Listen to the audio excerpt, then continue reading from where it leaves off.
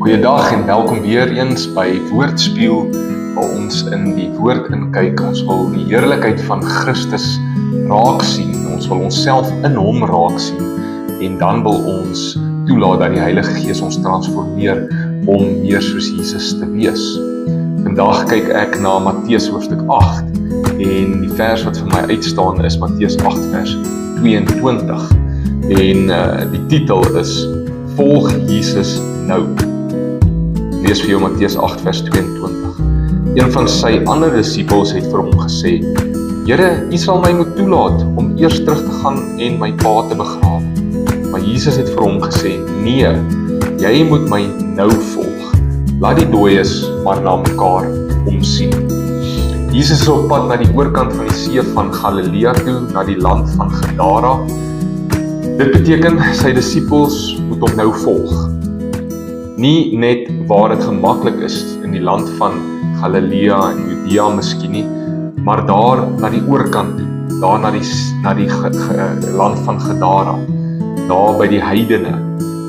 Plus, hulle moet nou 'n see oorsteek, wat moontlike storms kan beteken, soos wat wel gebeur het. Ons ken daai storie.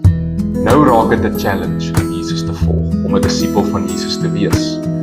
Dit gaan nou nie meer net oor Jesus se fantastiese lering en die wonderwerke wat hy doen nie. Nou moet hulle Jesus oor die see volg. Hierdie ou wat ons hiervan lees, wat ons hoor, ons lees hy's 'n disipel, hy maak 'n verskoning en natuurlik sien Jesus sy hart en hy spreek dit aan. Hy moet Jesus nou volg, nie later nie, nie eendag nie, nie wanneer dit gemaklik is nie wanneer dit reg voel nie eendag as omstandighede verander nie. Nou moet ek Jesus volg. Wat beteken dit vir my om Jesus nou te volg? Waar is ek dalk besig om verskonings te maak en uit te stel om Jesus te volg?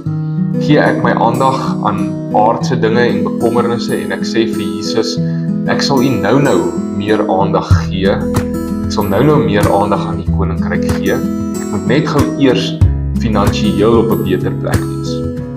Ek wil net gou eers so oud wees of ek wil net eers daardie posisie beklee of ek wil net eers dit of dat. Nee, ek moet Jesus nou volg. Ek moet Jesus nou in die plek waar ek is nou volg. Die ander goed moet maar hulle self uitsorteer. Kom ons bid saam. Here Jesus, ek is U disipel. Ek kies om U nou te volg. Nie waar dit gemaklik is of goed gaan nie, nou.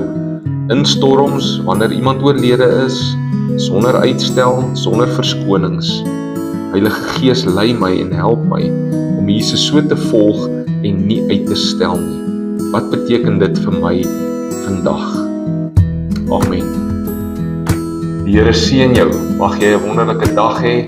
Deel hierdie met iemand wat nodig het om dit te hoor.